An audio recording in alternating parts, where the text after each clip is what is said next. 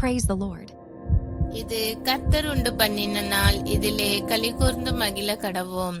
வருத்தப்பட்டு பாரம் சுமக்கிறவர்களே, நீங்கள் எல்லாரும் என்னிடத்தில் வாருங்கள், நான் உங்களுக்கு இளைப்பாறுதல் தருவேன். மத்தேயு 11:28. இன்றைக்கு நாம் 2 காரியங்களை குறித்து சிந்திக்க போறோம். பணமா, சமாதானமா? இந்த உலகத்தில் வாழும் அநேக ஜனங்கள் பணம் இருந்தால் போதும், நம்முடைய வாழ்க்கையில் எல்லாம் கிடைத்துவிடும் என்று நினைக்கிறார்கள்.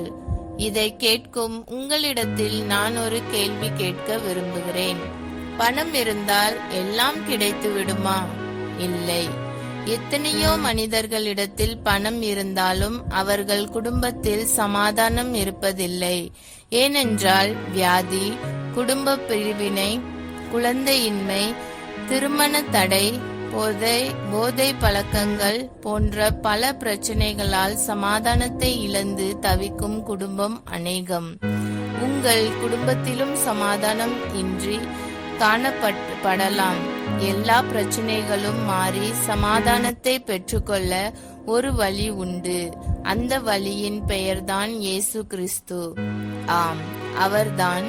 அவர் சொல்லி இருக்கிறார், உங்களுக்கு சமாதானத்தை உண்டு பண்ணும் ஆக்கினை என்மேல் வந்தது. ஏசாயா 53:5. இந்த இயேசுவை நோக்கி, இயேசுவே, என் இருதயத்தில் ஒரு சமாதானத்தை தாரும் என்று சொல்லி கேட்கும்போது அவர் நிச்சயமாகவே உங்கள் கவலைகளை மாற்றி சமாதானத்தை தருவார். இயேசு உங்களை நேசிக்கிறார். நாம் எல்லோரும் ஜெபிப்போம்.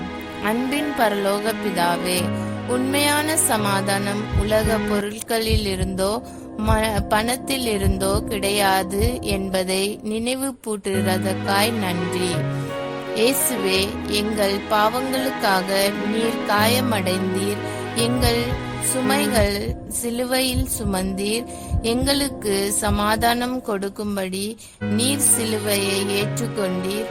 எங்கள் கவலைகளையும் நோய்களையும் உடைந்த உறவுகளையும் உம்முடைய பாதத்தில் வைக்கிறோம். எங்கள் இதயங்களை தொடும், எங்கள் வாழ்வை குணமாக்கும். உமது நிரந்தர சமாதானத்தால் எங்களை நிரப்பும். உமது வாக்குத்தத்தங்களின் நம்பிக்கையுடன் உம்மை நோக்க கிருபை தாரும். இயேசுவின் நாமத்தில் ஜெபிக்கிறோம். ஆமேன். இந்த நாள் இனிய நாளாக அமைய வாழ்த்து.